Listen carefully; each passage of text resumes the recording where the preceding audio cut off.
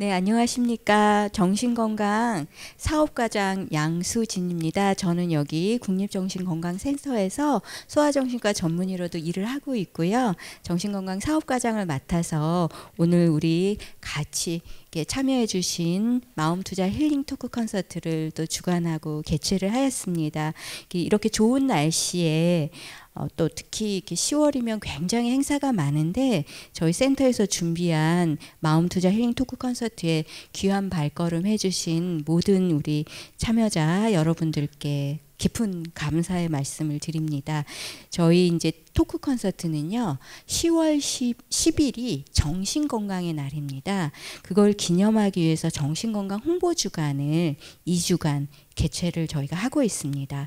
그 행사의 일환으로요, 정신건강 분야의 우리 모든 전문가들이 오셔서 드라마나 영화 속에서 그려진 우리 정신건강의 문제를 다양하게 제시를 하고 거기에서 또 우리 문화 속에 녹아있는 여러 가지 현주소를 이렇게 토크 콘서트로 꾸며보는 기획을 하였습니다. 그래서 오늘 행사는 1부와 2부로 이렇게 구성이 되는데요. 구체적인 세부 내용은 우리 이제 박유림 아나운서께서 설명을 이제 해주실 예정입니다. 하여튼 이번 마음투자 힐링 토크 콘서트가 정신건강 문제에 대한 인식을 변화시키는데 조금이나마 도움이 되기를 저로서는 많이 바랍니다. 그리고 앞으로도 우리 국립정신건강센터가 정신건강 문제를 해결하는 어떤 컨트롤 타워로서 국민 여러분에게 친근하게 다가갈 수 있도록 다양한 컨텐츠로 만남과 소통의 시간을 자주 마련하도록 하겠습니다. 네, 오늘 정말 귀한 걸음 해주신 여러분께 다시 한번 감사하다는 말씀 드리고요. 감사합니다. 오늘 원래 이 260분이 오시는데 더 신청을 해서 끊으셨다고 하더라고요. 그래서 저는 우리 정 원장님하고 노희경 작가님의 스타 파워가 대단하구나. 제가 어디 가서 강의하면 이렇게 안 오는데 그러고 약간 이제 압도되는 분위기입니다. 그리고 이렇게 또 무대에 멋지게 만들어 주셔서 제가 앉아서 이거 타잔에 나오는 그 웃으시는 거 보니까 여기 연세 있으신 분들 좀 계시네. 젊은 사람들도 타잔 아세요? 근데 타잔은 괜찮은데 제인이 너무 늙었어요 지금. 조금 부적절해서 제가 오늘 준비한 거는 원래 저희가 이제 이 기획은 우리 센터장님께서 아주 잘 해주셔가지고 너무 멋진 기획을 해주셔서 아마 오늘 이렇게 손님들도 많이 맞이하게 된 것 같은데요. 그래서 저희가 준비를 K컬처하고 정신건강에 대해서 얘기를 좀 하자 했는데 1시간이 사실 참 빠듯하거든요.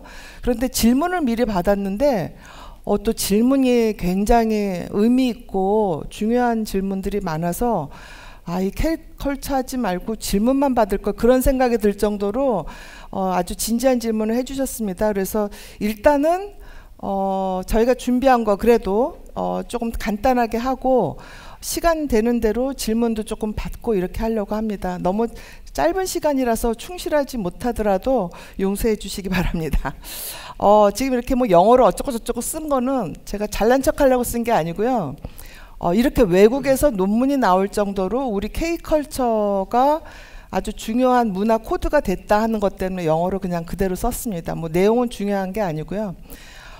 그래서 저는 이 드라마는 안 봤는데 벌써 꽤 오래된 드라마인데 이 드라마를 통해서 꽤 많은 젊은이들이 힐링이 됐다고 그래요. 그리고 이게 이제 뭐 학교 폭력 문제라든지 이럴 때 어떻게 대처하는지를 알게 됐고 하는 굉장히 긍정적인 그런 논문이 나와서 제가 간단하게 소개를 드렸습니다. 이분이 누군지 아시겠죠?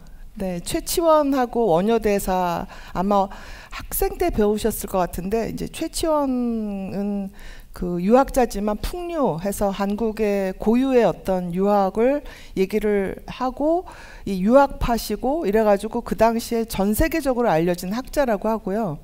또 원효도 한국에서 중국으로 유학을 하려고 그러다가 다 아시는 그 해골물 전설 때문에 그대로 한국에서 남아 있었지만 그 원효대사의 저작이 그 이후 이 아시아에 미친 영향이 어마어마하다고 합니다. 그래서 우리 선생님들께서 K컬처가 뭐 최근에 뭐 BTS 이후에 생긴 거라고 혹시 생각하신다 그러면 사실은 훨씬 더 전에 수천 년 전부터 한국 문화의 우수성이 있었다 하는 거 한번 저희가 말씀드립니다. 그리고 우리가 지금 요새 테크놀로지 뭐 어마어마한 그 테크놀로지 나라라고 얘기를 하는데 실은 중세까지 우리나라의 테크놀로지가 전 세계적으로 가장 그 진보된 발전된 나라 중에 하나였습니다. 그러니까 청자를 만드는 기술이라든지 그 옆에 있는 게 뭐죠?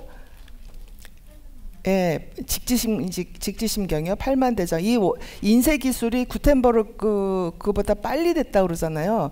근데 이게 구텐베르그 활자보다 어떤 면에서 영향력이 조금 적었어요. 왜 그럴까요?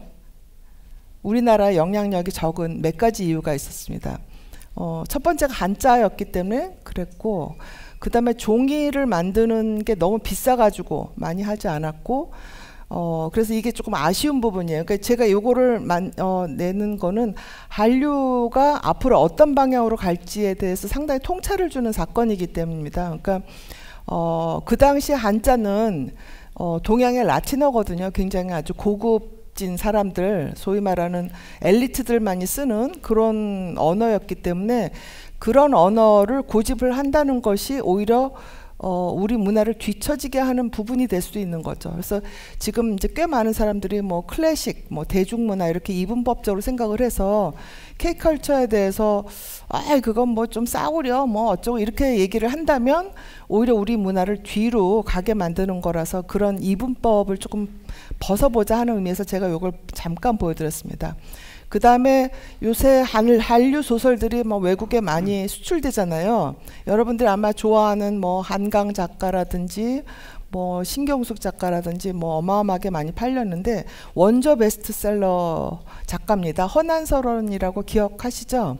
허난설원이 죽기 전에 너무 억울하고 분하고 너무 서글퍼서 그랬는지 모르지만 자식 둘 먼저 죽고 친정은 다 역적이라서 거의 몰살당하고 시어머니한테 시집살이를 호되게 하고 남편하고 사이는 안 좋고 그래서 26에 꽃을 꽂고 모월 모시에 죽겠다 그러고 죽었단 말이죠. 그래서 아마도 자살을 하지 않았을까? 저 혼자 이렇게 짐작을 하는데 그래서 죽기 전에 자기 책들을 다 불살라 버리라고 해서 마당에 놓고 불을 살랐대요. 전설에 의하면. 그러면 이제 허난설원이라는 사람이 잊혀질 텐데 왜 이렇게 잊혀지지 않았냐? 중국으로 가져간 책이 거기서 베스트셀러가 된 거예요. 그래서 지금까지도 전해진다는 그런 슬픈 이야기가 있습니다. 그래서 이제 원조 베스트셀러 작가고, 그 다음에 또 여러분들이 잘 아시는 동의보감. 이게 이제 중국의 여러 의사들이 있지만 그 의사들보다 훨씬 더 앞선 부분도 많고 훨씬 더 통합적으로, 그리고 불필요한 거는 빼고 하는 어마어마한 그 백과사전입니다. 그래서 이것도 역시 원조 베스트셀러입니다. 그런데 이제 이 한류에도 그늘이 있습니다. 그러니까 뭐냐면 한류에 대해서 비판적으로 얘기하시는 분들 있죠. 그러니까 예를 들면 우리 교육의 문제하고도 맞는데 그 연습생들이 너무 고생한다. 그리고 한류가 너무 외모 지상주의라고 해서 저는 성형수술을 안 했어요. 다행히. 근데 머리 염색은 했어요. 고백을 해야죠. 잘못한 거는. 근데 이 성형수술 때문에 한국 사람들은 다 똑같다. 그리고 너무 외모 지상주의다. 뭐 이런 거가 이제 공격의 빌미가 된다. 이런 얘기가 있습니다. 그리고 이 정신건강이 한국에서 굉장히 나쁘기 때문에 이 한류가 설령 전 세계에 영향을 끼쳐도 정신건강이 좋지 않아서 이게 얼마나 가겠느냐 뭐 이런 얘기까지도 나온다고 합니다. 근데 이 정신건강이라는 건 사실은 잘 살게 되면 나빠져요. 예, 그러니까 이 GMP 뭐 이런 게 이제 1,000불, 2,000불 때는 돈이 없어서 정신과에 못 가요. 근데 일단 2만 불, 3만 불이 돼야지 정신과를 가거든요.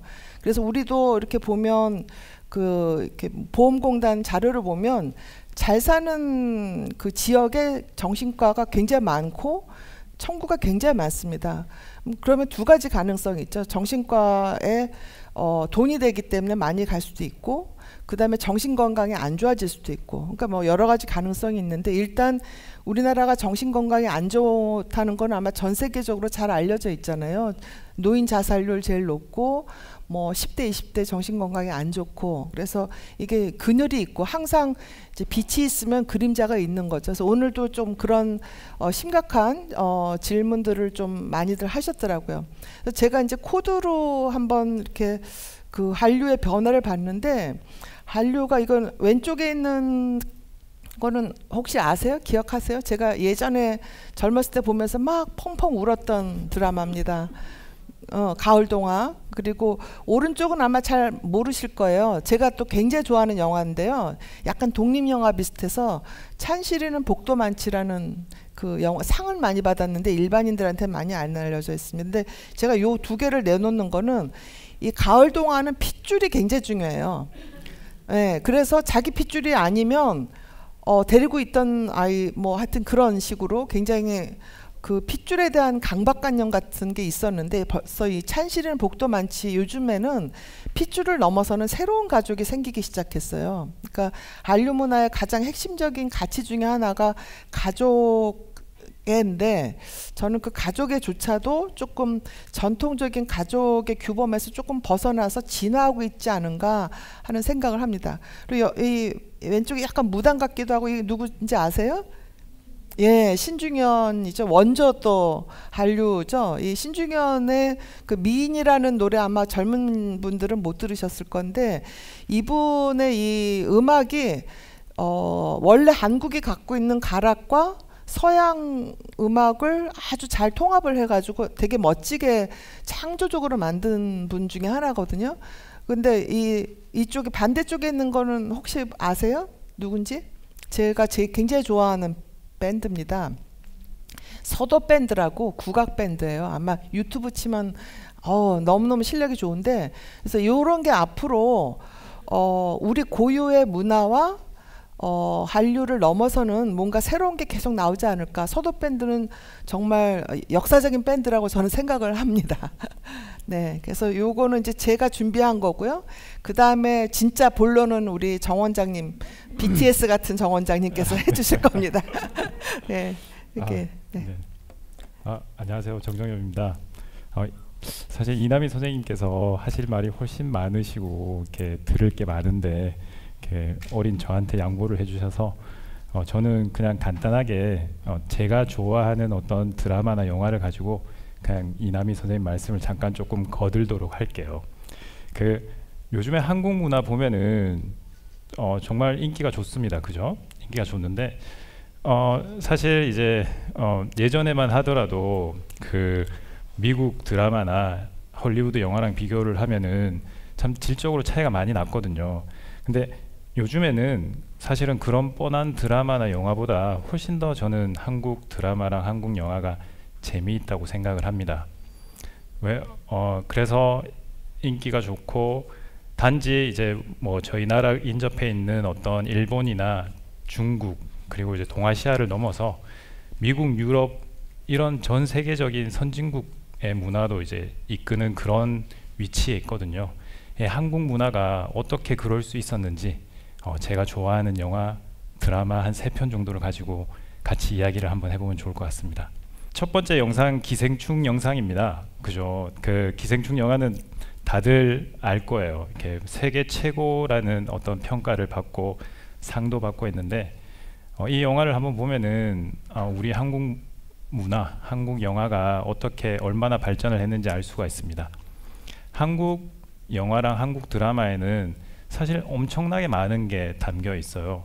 그 중에서도 저희가 가장 궁금해하는 거, 나는 세상을 왜 사는지, 왜 이렇게 내 삶이 괴로운지, 이런 괴로운 삶을 어떻게 해야 하는지, 이런 거에 대한 질문과 답이 저는 이런 한국 영화와 드라마에 다 담겨 있다고 생각합니다. 이런 게 다 담겨 있기 때문에 한번 보면은 헤어나올 수가 없어요. 제가 가끔 힘들 때 이제 드라마를 시작을 하면은 한 6시간, 7시간씩 보고 있는 저를 발견을 합니다. 그런 부분들이 이 영상 속에 다 담겨 있기 때문에 그렇습니다. 기생충이 말하고자 하는 부분은 어떤 부분이었을까요? 기생충은 우리가 아픈 부분을 조금 날카롭게 찝어냈어요. 요즘에 사람들이 많이 힘들어하는 어떤 빈부격차나 사회 계급에 대한 문제거든요. 근데 이런 부분들을 단지 저희가 아는 부분이 아니라 알지 못하는 부분까지도 이 영상을 통해서 말을 해줘요. 그 앞에 보면은 지금 이 장면이 이제 영화 평론가들도 많이 말을 하고 어떤 영화의 전환이 되는 시점이라고 이야기를 해요. 저희가 이제 빈부격차나 어떤 사회 계급 차이에 대해서 이야기를 하게 되면은 보통 그냥 막연하게 생각하기로 어떤 부자랑 가난한 사람과의 대결로 생각을 하는데, 사실 처음에는 약간 그런 식으로 흘러가는 듯한데 여기서부터 급격하게 변화가 돼요. 어떤 가난한 사람들끼리의 다툼으로 바뀌게 되는 거거든요. 실제로 부자는 이런 부분에 관심이 없어요. 현실 생활에서도 그런 게 상당히 많이 일어나는데 이걸 영상을 통해서 찝어주더라고요. 근데 결국에 마지막에 보면은 관심 없는 부자도 같이 파멸하게 됩니다. 그러니까 이런 문제들을 우리는 이걸 영상을 통해서 의식하지 않아도 자연스럽게 받아들이고 어떻게 하면 좋을지를 생각을 하게 되고 생각을 해보게 되는 거죠. 근데 기생충이나 이런 우리 한국 영화들을 보면은 이런 아픔들을 자세하게 잘 이야기를 하는데 항상 그냥 아픈 걸 그냥 그대로 드러내지 않아요. 이걸 아주 유머 있게 받아들입니다. 유머 있게. 유머가 있다는 거는 굉장히 좋은 장점이에요. 그건 어떤 말이냐면은 유머라는 거는 우리가 어려운 일들이 있을 때 가장 성숙하게 대처하는 방법입니다. 어떤 일이 있는 상황도 유머 있게 받아들인다. 그거는 자기의 어떤 어려움도 유연하고 깊이 있게 대처할 수 있다는 성숙 정도를 보여주는 거거든요. 근데 이 유머라는 거는요, 이남희 선생님이 말씀을 해주셨는데 우리 대한민국 사람들의 역사 속에서 정서에 아주 깊이 담겨져 있는 거예요. 우리가 알지 못하는 무의식 속에. 그래서 우리 한국 사람들은 다른 어떤 역사가 짧은 그런 나라들보다 기본적으로 튼튼한 유머에 대한 그런 부분들을 가지고 있습니다. 요즘에 사람들이 행복하게 사는 거에 대해서 굉장히 많은 초점이 맞춰져 있어요. 마치 자기가 행복하게 사는 삶이 삶의 가장 큰 가치인 것처럼 그렇게 생각하는 사회가 되었거든요. 근데 이 행복이라는 가치를 추구하는 거는 저는 나쁘지는 않다고 생각을 해요. 근데 이제 정신의학에서는 이 행복한 삶을 최고의 가치로 생각하지 않습니다. 정신의학에서는 어떤 행복한 삶보다 오히려 의미 있는 삶을 더 가치 있게 보거든요. 근데 이 의미 있는 삶을 이제 정신의학에서는 한 3가지 정도를 제시를 해줘요. 하나는 자기의 발전과 자아의 성숙입니다. 2번째는 관계에 대한 부분이고요. 3번째는 삶에 대한 태도입니다.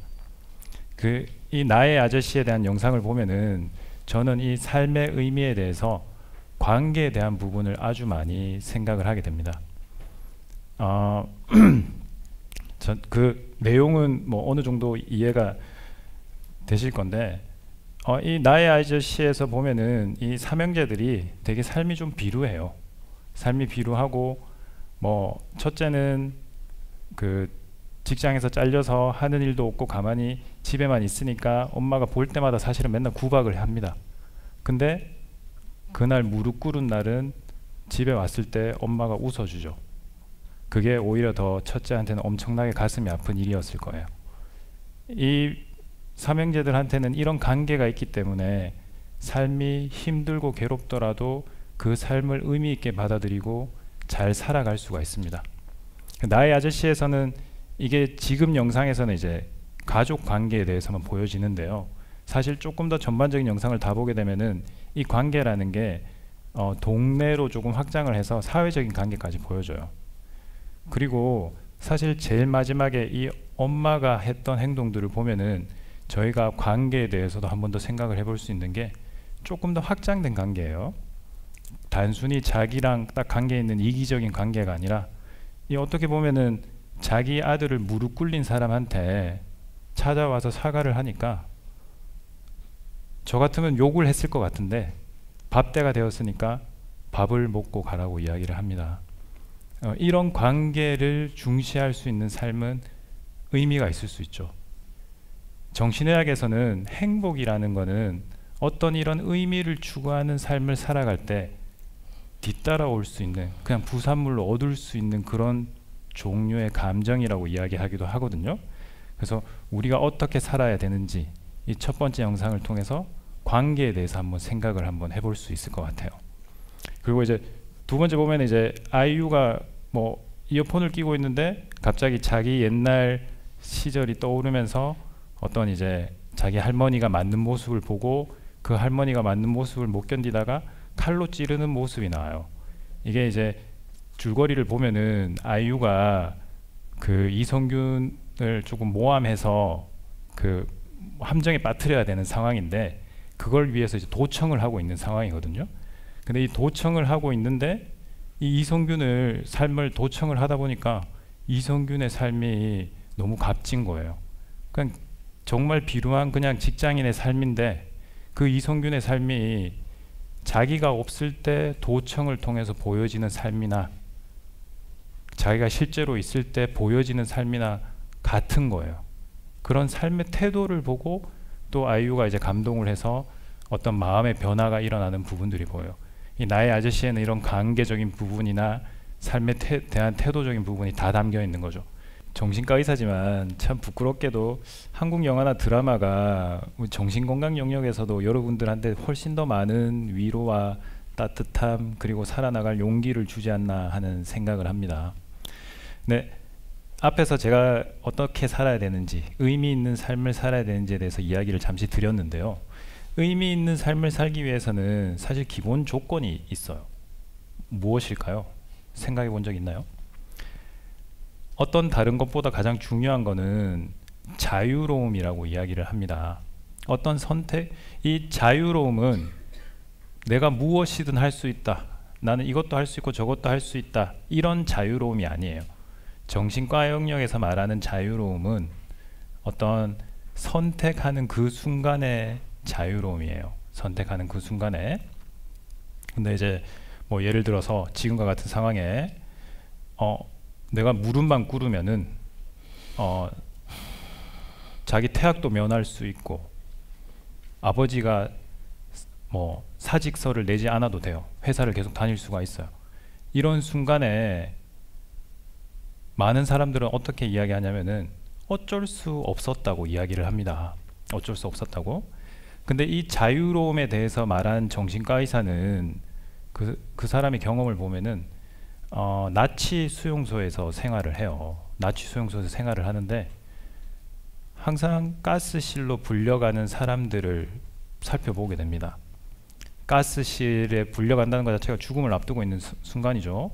그 죽음을 앞둔 순간에 사람들이 선택이 나뉘어요. 어떤 사람은 그 같이 불려가는 그 가스실에서 자기보다 약한 사람을 조금이라도 보호하려고 그 사람들을 안고 죽어갑니다. 반대로 어떤 사람은 그 순간에도 조금이라도 더 살아보겠다고 그 약한 사람들을 자기의 방패막이로 하면서 죽어가는 거죠. 이 죽음의 순간에도 어떤 삶을 선택할 수 있을지 있는 이 선택의 자유로움, 이게 우리가 가지고 있는 자유로움이고 이거는 사실 누구도 간섭하지 못하고 가질 수 있는 자유로움이에요. 이런 자유로움을 가질 수 있는 사람은 의미 있는 삶을 살 수 있고 그 의미 속에서 행복을 얻을 수 있고 자기 삶을 보람차게 살아갈 수 있다고 이야기를 합니다.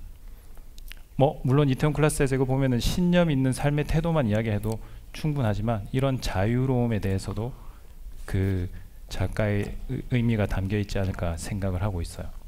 자, 일단 이 세 가지 영상은 제가 그런 아주 좋아하는 영상이고 제가 힘들 때 한 번씩 돌려보면서 많은 위로를 받는 영상입니다. 혹시 기회가 되면은 전편을 다 보시면은 여기 계신 작가님들이 또 다음에 또 더 좋은 작품을 만들 수 있는 힘이 되지 않을까 생각하니까 많은 시청 바랍니다.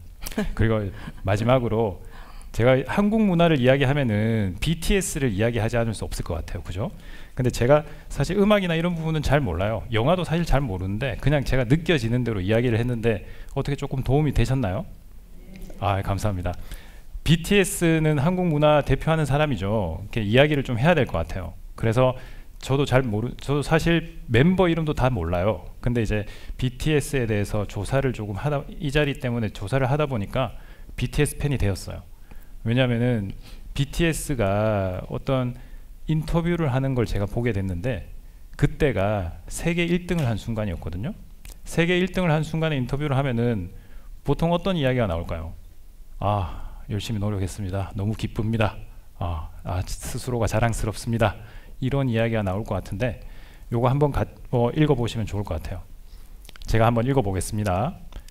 불안함과 외로움은 평생 함께 하는 것 같다. 그걸 어떤 방식으로 풀어내느냐에 따라 큰 의미를 두는데 평생 공부해야 하는 것 같다. 상황과 순간마다 감정은 너무 달라서 매 순간 고민하는 것이 삶이라고 생각한다.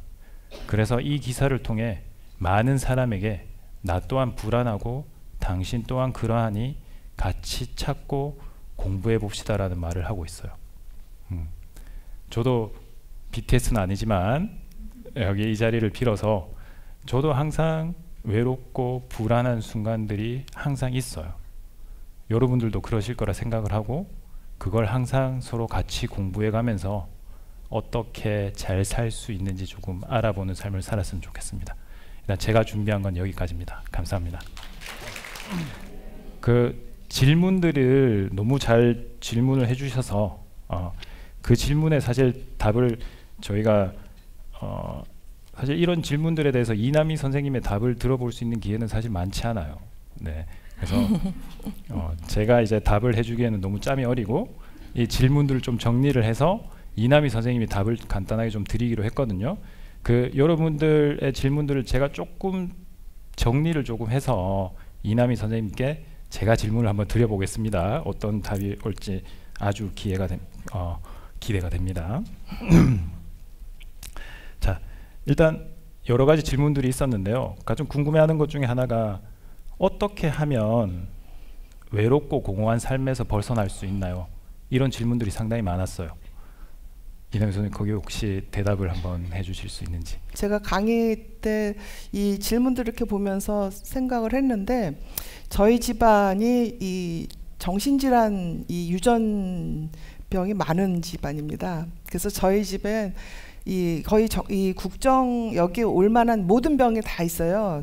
조현병도 있고 조울증도 있고 알코올 중독도 있고 뭐 정신병원에 계시는 분, 뭐 요양병원에 계시는 분, 치매 뭐 이렇게 해서 각종 병이 제 유전 이제 있어요. 그래서 저는 어렸을 때 항상 집안 식구가 한 25명에서 30명 정도 됐어요. 그래갖고 방 하나에서 8명, 10명씩 이렇게 자고 그랬기 때문에 그 당시 60년대 25명, 30명의 한 집에서 살면 어떤 일이 벌어질 것 같아요? 무지하게 싸웁니다. 뭐 가구도 날아가고 칼도 날아가고 저는 총도 봤어요. 예, 그 어린 시절에 그 기억이 막 피 나서 이렇게 바닥에 질질 끌려가는 풍경 뭐 여러 가지. 또 저희 사촌은 뭐 본인이 우물에 이렇게 꼭 빠뜨려서 해서 우물 안에 들어갔던 기억을 갖고 있는 사촌도 있어요. 그래서 저의 그 어린 시절에 그거는 외로움이 아니라 생존이에요, 생존. 어떻게 하면 맞지 않고 어떻게 하면 약한 사람을 돌볼 수 있고 어떻게 하면 아픈 사람을 보호해 줄 수 있을까. 이제 그게 저의 그 일생일대 목표였고 그래서 정신과 의사가 된 부분도 있습니다. 그래서 중고등학교 때 이제 의사가 되기 훨씬 전에 정신병원에 이제 제가 환자는 아니었지만 제 가족들 때문에 왔다 갔다 하면서 내가 뼈를 묻을 곳이 여기였구나 이런 생각을 했고 의대 들어와서 여기 국정에 와서 실습을 했는데 병원에 딱 들어오니까 너무너무 좋은 거예요. 마음이 편하고 고향에 온 것 같고 그런 제 개인적인 얘기를 하는 거는 아마 여기 오신 분들 중에 뭐 외로움, 뭐 분노, 뭐 불안, 또 고독, 뭐 여러 가지 부정적인 감정들이 많고 또 트라우마도 많을 거예요. 뭐 맞은 분, 배신당한 분, 뭐 강간당한 분, 뭐 여러 가지 뭐 파산하신 분 다 많을 거예요. 저도 12살에 아버지가 파산을 해서 한 3년을 집에서 계셔가지고 집에 있는 걸 이렇게 하나씩 팔아서 한 3년을 산 적이 있습니다. 근데 오히려 역설적으로 그때 우리 어머님이 아버지한테 참 잘하셨어요. 아마 위출혈로 여러 번 죽을 고비를 넘기셔가지고 그래서 살아계시는 것만으로도 고맙다고 생각하셔서 그랬는지 그 파산한 동안에 어머니가 참 아버지한테 극진하게 잘하셔서 그 이후로는 부모님 사이가 좋아지셨습니다. 그래서 그것도 어떻게 보면 삶의 역설이에요. 그전에는 잘 사는 편이었는데 못 살게 되니까 그렇게 25명, 30명 되는 그 많은 식구들이 다 썰물처럼 빠져나가고 가난한 우리 집을 쳐다보는 집은 아무도 없고 오로지 우리 형제들이 어떻게든지 같이 똘똘 뭉쳐서 살아야 된다는 그 기억이 지금 있습니다. 그래서 뭐 여러 질문이 아주 굉장히 절박한 질문도 있고 제가 만나면 뭐 1시간, 2시간을 해도 모자랄 만한 질문들인데 시간이 워낙 촉박하다 보니까 오늘 아주 또 좋은 이 영상도 가져오시고 그러셔서 제 얘기를 잠깐 드렸어요. 그러니까 다른 사람들은 저를 보고 굉장히 복이 많은 사람이라고 얘기를 해요. 실제로 저도 복이 많다고 생각해요. 이미 그 남들은 없는 손주가 3이나 있어요.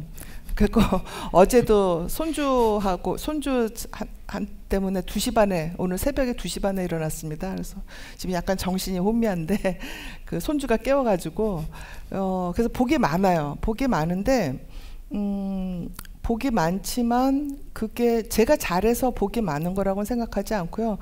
가끔은 제가 가톨릭 신자긴 한데 전생에 뭘 잘했나 보다 이런 생각은 또 해요. 근데 지금 지금 제가 사는 거에 비하면 저보다 정말 고생 많이 하신 분들, 저보다 너무 선한 분들, 저보다 능력이 너무 좋으신 분들이 그 능력에 비해서 저만큼 공부 많이 못하고 저만큼 많은 그 운, 뭐 이런 게 따라주지 않아서 그거를 펼치지 못하는 경우가 참 많아요. 그래서 아까 그게 이제 선택이라고 얘기하는데 이제 영어로 얘기하자면 에이전시입니다. 그 에이전시 하면은 무슨 연예인 매니지먼트로 우리는 생각을 하는데 원래 에이전시란 뜻은 본인이 갖고 있는 잠재적인 그 능력을 자기 자유 의지를 갖고 충분히 발휘하는 능력 뭐 이렇게 정의를 하거든요. 근데 그래서 제가 그 얘기를 하는 거는 여기 오신 선생님들이 지금 현재는 충분치 않다 하더라도 또 세속적인 의미에서는 뭐 다른 사람들의 보통의 어떤 기대에 못 미치는 그런 삶을 살았다 하더라도 얼마든지 앞으로 선생님들의 의미를 찾을 수 있고 또 그 의미에 따라서 선생님들만의 행복을 찾을 수 있다고 저는 생각을 해요. 제가 잠깐 저희 집안이 파산했을 때 우리 저희 형제들이 똘똘 뭉쳤고 집이 행복했다고 말씀드렸잖아요. 또 저희 아버지가 위출혈을 여러 번 해서 죽을 고비를 넘겼기 때문에 부부관계가 좋아졌다고 말씀을 드렸고 또 저는 여러 번 무릎을 꿇었기 때문에 뭐 학교에서 무릎 꿇는 거는 얼마든지 할 수 있었고 뭐 이런 얘기를 해드리는 거는 그게 바로 인생의 패러독스거든요. 역설입니다. 그러니까 그 뭐 다 주변에서 보시겠지만 그 아까 여기서 보여준 재벌이 행복하냐? 그렇지 않아요. 정신과 의사는 너무 잘 알죠. 예, 돈 많고 권력 있다고 절대 행복이 보장되는 거 아닙니다. 그렇다고 뭐 기생충에 그 지하실에 사는 것처럼 그렇게 살면 행복하다고 얘기하면 절대 안 되죠. 그러니까 기본적으로 기본 조건은 충분히 갖춰줘야 됩니다. 그래서 기본소득 얘기가 아마 나오는 것 같은데 그러나 돈과 행복이 꼭 비례하는 것도 아니고 명성이 비례하는 것도 아닙니다. 우리나라에서 가장 명성이 높고 가장 권력이 많고 유명한 사람이 누구예요? 대통령이죠. 근데 가장 욕 많이 먹는 사람이 누구예요? 그쵸? 네, 그래서 저는 뭐 저한테 돈을 몇백억을 갖다 줘도 그럴 리는 없겠지만 대통령은 절대 안 할 것 같습니다. 제명에 못 죽을 것 같아요. 뭐 그 일본 수상이 얘기했다고도 얘기하는데, 그러니까 그렇게 돈 많고 권력 있는 사람들을 부러워할 게 아니라 내가 갖고 있는 잠재적인 능력 그거를 어떻게 잘 갖고 있을까. 근데 그 능력은 내 자아를 성취하는 게 아니라 사실 제가 아까 제 목표는 외로움이나 이런 게 아니라 약한 누군가를 보호해 주는 게 제 목표였다고 말씀을 드렸잖아요. 그거 굉장히 중요한 목표입니다. 여기 오늘 새 영상도 나왔는데요. 누군가를 돌볼 때 그게 강아지든 식물이든 또는 사람이든 식구든 간에 또 나랑 피 한 방울 안 섞여 있지만 어려운 사람을 도울 때 몸속에서 엔돌핀도 나오고 예, 뭐 몸속에서 좋은 호르몬이 많이 나와요. 그래서 서로 돕는 그런 에이전시 이런 게 인생의 진짜 의미가 아닌가 하는 생각이 듭니다. 질문이 너무 좋은 질문이 많은데 그냥 뭉뚱그려서 이렇게 해버렸어요. 용서해 주세요. 네. 네. 역시 이렇게 내공이 쌓여야지 그런 삶의 역설이나 이런 부분도 잘 받아들여서 더 발전을 할 수 있는가 봅니다. 여러분들도 이렇게 이번 계기로 조금 더 공부해서 더 좋은 삶을 살 수 있으면 좋을 것 같아요. 제가 내 생애 가장 아름다운 이유를 엄청 위로받으면서 봤거든요. 여기 아마 팬들이 많으실 것 같은데 다음 강의도 저는 기대가 됩니다. 네. 오늘 반가웠습니다. 네. 네. 네, 감사합니다.